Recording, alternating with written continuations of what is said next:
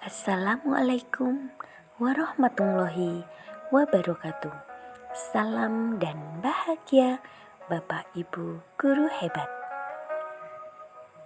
Perkenalkan, saya Heni Ika Widyastuti, calon guru penggerak angkatan 6 Kabupaten Rembang. Di sini saya akan mempersembahkan demonstrasi kontekstual modul 3.1.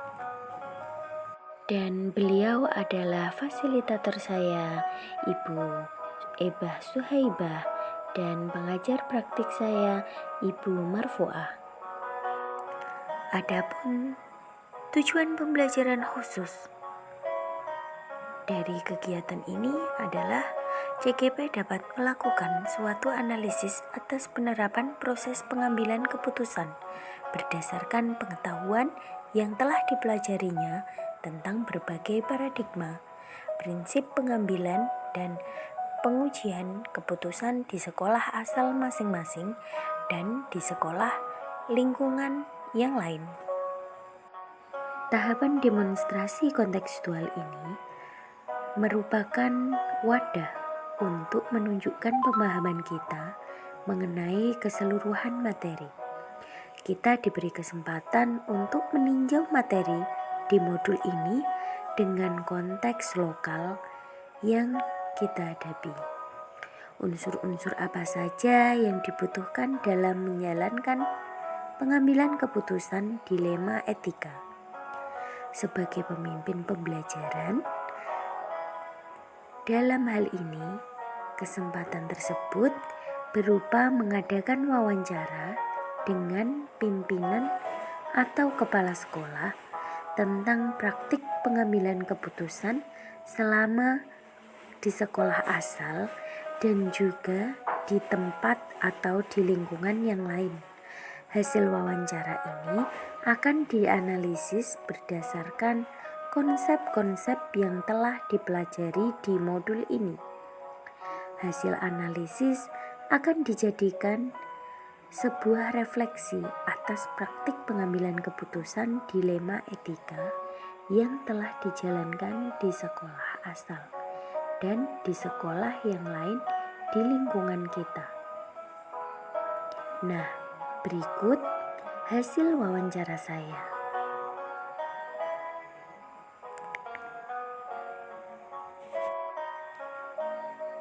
Wawancara yang pertama yaitu dengan Bapak Kamit SPD selaku Kepala Sekolah SD Negeri 1 Karangasem, Kecamatan Bulu, Kabupaten Rembang.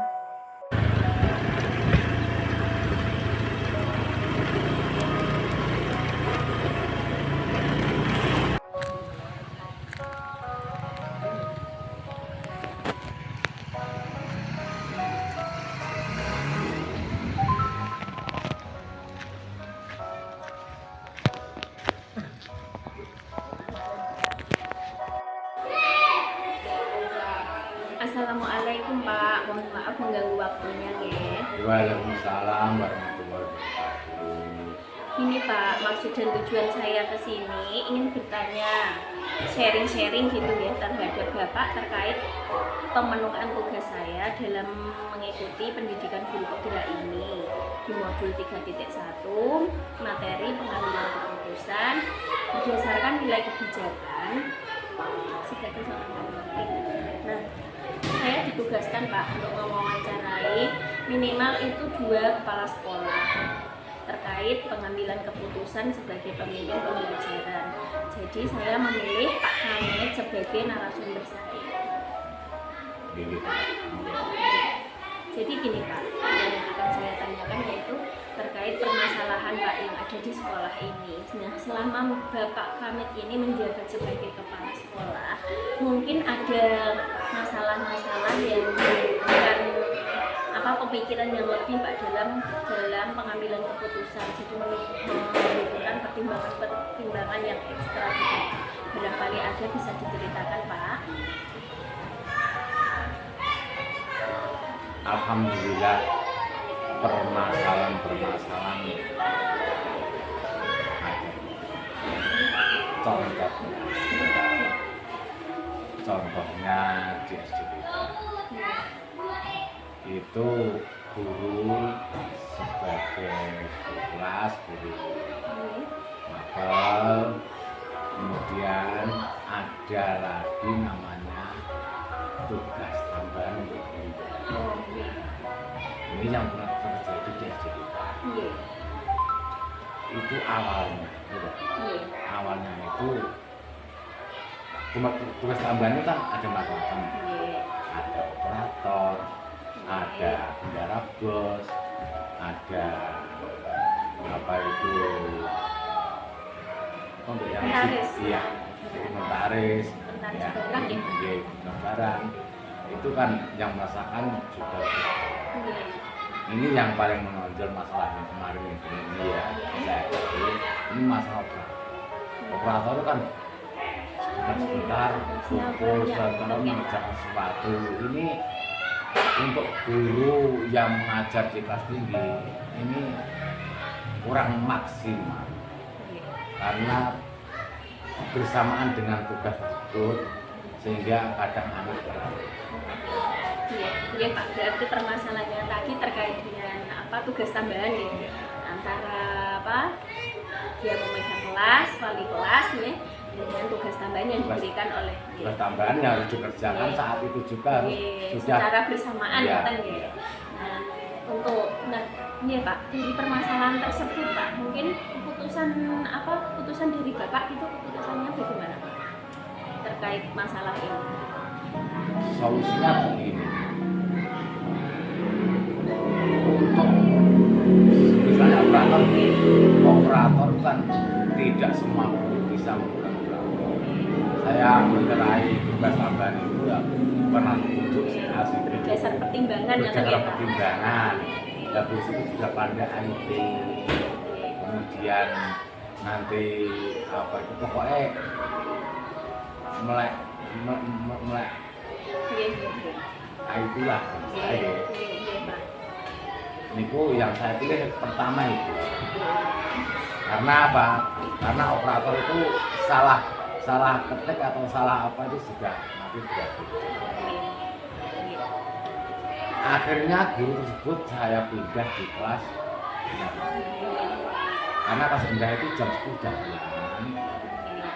Kemudian nanti waktunya pulang kita di sekolah itu kan jam 12 lebih. Nanti setelah anak pulang, ini tugas tambahan yang operator itu bisa dikerjakan setelah anak pulang. Berarti tujuannya Pak Kamil tadi dua-duanya bisa jalan gitu ya? Luar biasa sekali ya Pak keputusan yang Bapak ambil tadi. Bukan luar biasa, itu biasa. Luar biasa Pak, menurut saya itu luar biasa sekali, soalnya ini di sisi lain gitu Pak, di sisi lain itu juga penting. Nah, dan tugas tambahan itu penting ya, di sisi lain juga hak anak Pak, ini malah yang menjadi tujuan kita ya, tanpa mengurangi hak anak tersebut. Jadi hak anak tetap terpenuhi dan tugas tambahan juga terlaksana. Itu menurut saya luar biasa sekali Pak. Nah jadi gini Pak, untuk menjalankan pengambilan keputusan Bapak di sekolah tadi, terutama untuk khusus di mana ada kepentingan yang sama benar ya tadi, tugas tambahan itu juga penting dan benar ya. Terus tugas pokoknya itu juga harus terpenuhi ya. Nah, nilai-nilai yang terkandung di dalamnya Pak dalam pengambilan keputusan itu dalam memberikan tugas mengajar pada guru ini sudah saya bicarakan, saya sering kali saya ucapkan bahwa semua guru yang ada di sini harus siap mengajar kelas 1 sampai kelas 6. Meskipun tadinya tidak pernah mengajar kelas tinggi, harus siap nanti kalau mendapat tugas untuk mengajar kelas tinggi. Ya, tadi ada rotasi dari kelas tinggi saya tarik ke kelas rendah karena hubungannya dengan operator biar anak itu tetap terpenuhi kebutuhan belajar mengajarnya. Kemudian yang guru kelas rendah saya pindah. Itu nggih Pak, berarti untuk apa permasalahan ini juga sudah ada apa yang maksudnya yang terlibat tadi, beliaunya juga sudah siap dengan apapun resikonya tadi ya. Dengan rotasi tadi loh Pak, sudah menerima gitu maksudnya. Biasanya kan ada yang itu Pak, wah saya dari atas ke itu maksudnya ke kelas rendah, berarti kan tidak ada resiko. Namanya guru yang kesini ini tidak guru khusus kelas 1, guru kelas khusus kelas 6, guru khusus kelas 4 tidak. Semuanya 1 sampai 6 ya. Ini berarti apa komunikasinya memang harus dijalin dengan baik, kan ya Pak. Nah, selanjutnya nih Pak, hal apa saja yang selama ini merupakan tantangannya Pak Kamit dalam pengambilan keputusan ini Pak, termasuk di kasus ini, tantangannya itu seperti apa? Ya, karena seperti ini ya. Ya seperti tadi ya menjalankan, tapi kayak agak terpaksa, kayak tertekan gitu. Tapi saya secara pimpinan saya selalu mendekati dia. Ya pokoknya humanis. Berarti semuanya dikomunikasikan. Tapi alhamdulillah sekarang sudah berjalan. Nah, faktor apa Pak yang selama ini mempengaruhi atau membantu Bapak seseorang misalnya? Ada yang mempengaruhi gitu, maksudnya diajak untuk pertimbangan dalam pengambilan keputusan. Meskipun kepala sekolah katanya itu top manager itu bukan berarti otoritas. Segala sesuatu itu dipertimbangkan. Setelah dipertimbangkan nanti dikeluarkan kepada Bapak Ibu. Jadi Bapak Guru kalau kurang setuju, saya minta alasan maksudnya alasannya apa? Berarti tetap didasari dengan musyawarah dari semua. Tapi ide sebelumnya dari saya. Dari seluruh warga sekolah ya Pak. Nanti keputusan bisa diterima. Misal dari nanti semua warga sekolahnya ada semua guru, komite dan wali murid tentunya ya Pak. Itu harus Mbak. Iya Pak. Nah, gini, luar biasa sekali Pak. Alhamdulillah gitu ya, dari kasus-kasus tersebut yang disampaikan oleh Bapak Kepala Sekolah. Pelajaran apa ya Pak yang dapat kita petik gitu Pak sebagai pengalaman untuk saya dan begitu pula dengan Pak Kamit sendiri dalam mengambil keputusan ini? Saya kira solusi seperti itu umum dirasakan banyak orang, bukan berarti luar biasa, bukan, itu biasa, Pak. Itu biasa. Apa tadi Mbak? Iya. Nilai Pak, nilai pembelajaran yang bisa diambil dari kasus ini. Dari kasus tadi itu mungkin terjadi tidak hanya di sekolah ini, mungkin di sekolah lain juga terjadi. Ini dalam ini juga dapat diambil pelajaran bahwa segala sesuatu harus dimasalahkan. Berarti apa yang kita putuskan nantinya ya sebagai bekal saya Mas ya Pak ini untuk pengambilan keputusan ini berarti harus tetap bermusyawarah ya Pak. Nah, keputusan apa yang nantinya bisa diambil itulah yang bisa dipertanggungjawabkan gitu ya Pak. Jadi antara pekerjaan satu dengan yang lain semua bisa jalan. Ngoten ya Pak nggih. Alhamdulillah. Terima kasih ya Pak. Terima kasih atas pengalaman ilmunya yang telah dibeberkan kepada saya. Terima kasih sekali Pak. Wassalamualaikum. Waalaikumsalam. Yang izin pamit dulu ya Pak.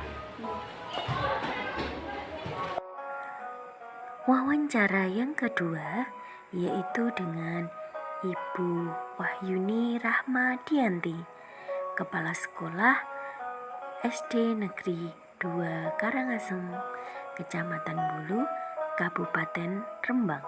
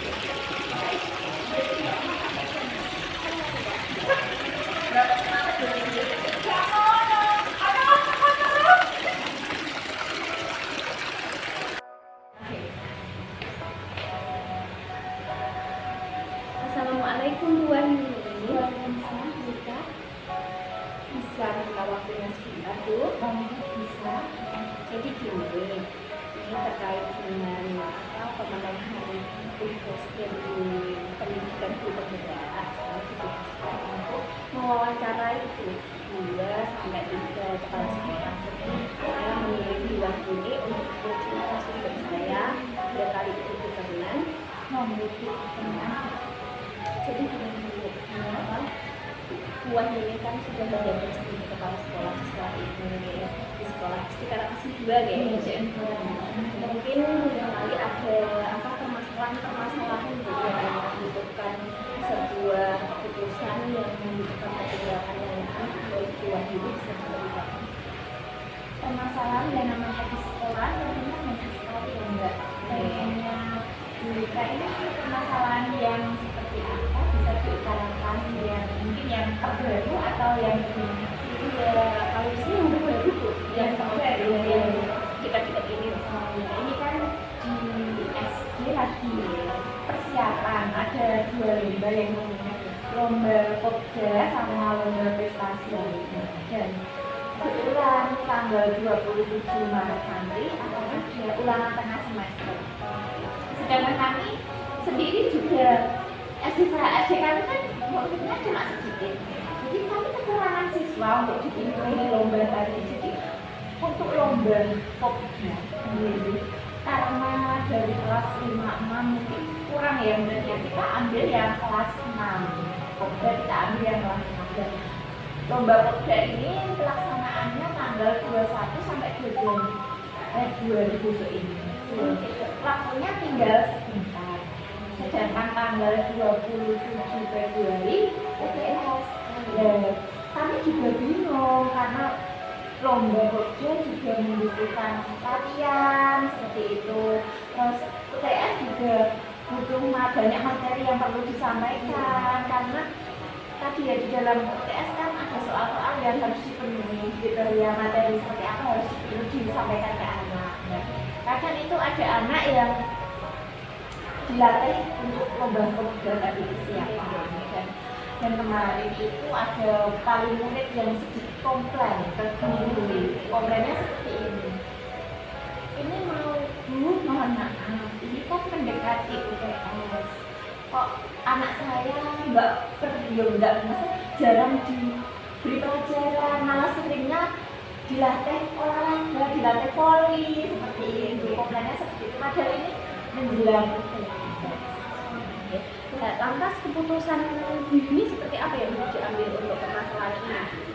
Keputusan yang saya ambil tentunya melewati tahap-tahapnya ya, soalnya itu juga sesuatu permasalahan yang menurut saya itu di satu sisi kalau saya tadi mengikuti orang tua kan ibunya tidak mengizinkan seperti itu. Saya juga benar karena tadi tuntutan dari UTS materi pelajaran harus disampaikan, tapi dari tuntutan dari lomba sendiri juga perlu latihan. Dan dalam menghadapi situasi seperti ini saya dilema, karena di satu sisi benar penyelesaiannya, di satu sisi juga benar.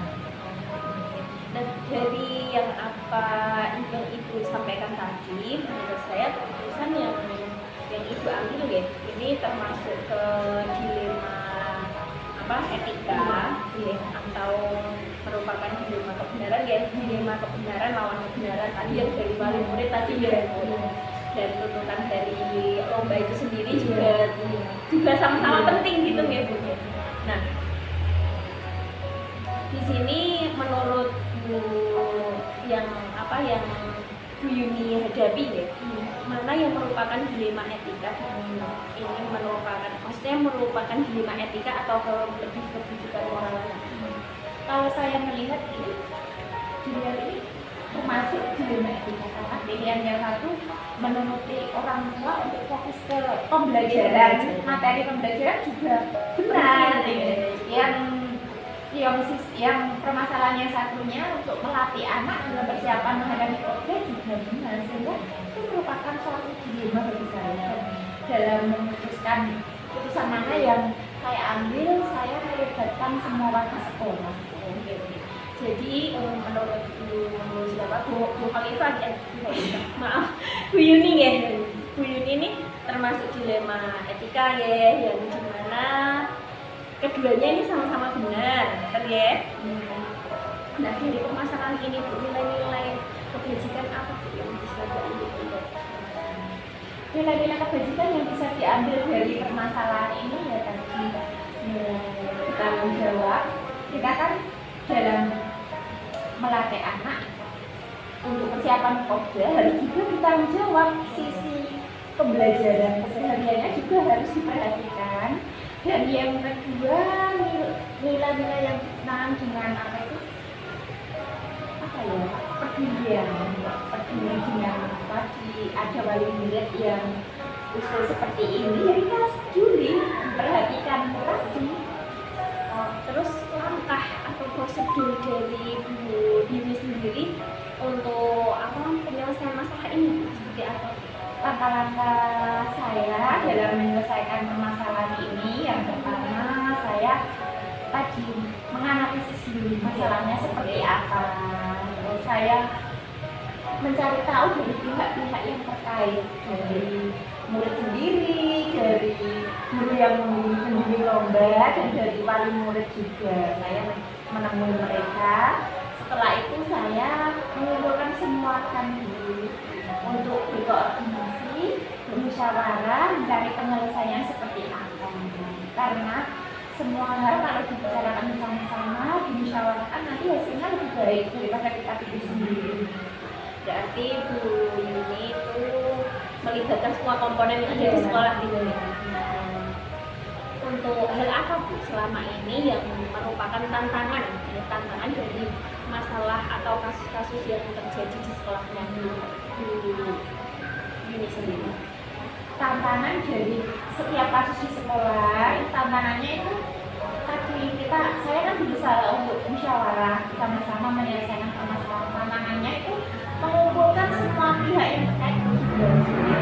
Terus yang kedua, memahami namanya suatu permasalahan, suatu ide penyelesaian itu banyak kepentingan yang masuk. Tapi kita harus memilih salah satu dari berbagai kepentingan itu. Pasti ada salah satu kepentingan yang dikorbankan. Dan tantangan saya itu bagaimana memahamkan, memberi pengertian kepada orang yang kepentingannya tidak dipakai, memahamkan mereka agar mereka mengerti dan memahami. Berarti terkait dengan komunikasi yang baik ya antara komponen sekolah gitu. Terus mungkin ada faktor-faktor atau seseorang yang mempermudah dalam ini mengambil keputusan gitu. Yang mempermudah saya dalam mengambil keputusan tentunya ya tadi tanggung jawab, terus pihak-pihak yang terkait stakeholder di sekolah sangat membantu saya dalam mengambil keputusan, karena saya tidak mau mengambil sebuah keputusan itu dari diri saya sendiri. Saya harus bisa mengkomunikasikan, mencari jalan baik, mencari yang paling banyak manfaatnya dan yang paling sedikit kerugiannya. Jadi tetap melakukan musyawarah ya, musyawarah. Dari semua hal yang dari permasalahan Bu Yuni tadi, mungkin ada nilai-nilai Bu yang bisa kita ambil sebagai pelajaran untuk saya juga Bu Yuni sendiri juga. Saya untuk belajar sendiri ya, tidak bermaksud untuk mendirikan jenengan, karena jenengan masih muda, tentunya masih bagus. Iya Bu. Jadi untuk bidang saya juga gitu ya Bu. Dalam menghadapi permasalahan itu kita tidak boleh bisa bisu. Ya, setiap ada permasalahan harus secepatnya diselesaikan, tapi tidak boleh bisa bisu. Intinya harus ini nggak boleh. Tetap cepat, tapi dipikir matang dan untuk mengkomunikasikan dengan semua pihak yang terkait. Kadang itu kita terbawa emosi. Jadi kalau dikomunikasikan dengan banyak orang itu lebih baik menurut saya. Terima kasih Bu. Semoga apa yang disampaikan Bu Yuni tadi bisa menambah pengalaman saya dan pemahaman saya. Oh iya, ini masih kebenaran ya. Untuk penyelesaian pengambilan keputusan ya Mas. Pengambilan keputusan ini mungkin Bu Yuni punya jadwal-jadwal tertentu atau ada masalah langsung diselesaikan atau menunggu jadwal, ada jadwal tersendiri gitu. Seperti yang saya sampaikan tadi ya, sebuah permasalahan itu tidak harus langsung. Pokoknya intinya tidak boleh bisa busu, tapi juga tidak boleh terlalu lama.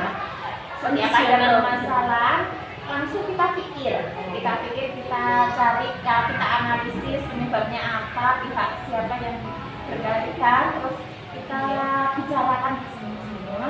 Secepatnya kalau itu, karena takutnya kan kita tidak tahu ya depannya nanti ada masalah lagi nanti malah untuk menumpuk. Jadi kalau setiap ada permasalahan secepatnya diambil keputusan dibicarakan. Ya tidak terjangkau, tapi kondisional secepatnya gitu. Terima kasih Bu, luar biasa sekali ya. Semoga apa yang disampaikan tadi Bu ini bisa menambah wawasan saya Bu ke depannya nanti apabila ada kasus-kasus yang demikian penyelesaiannya menggunakan tahap-tahapan dan pertimbangan-pertimbangan yang matang ya Bu. Seperti itu. Cukup sekian ya Bu, terima kasih atas waktunya.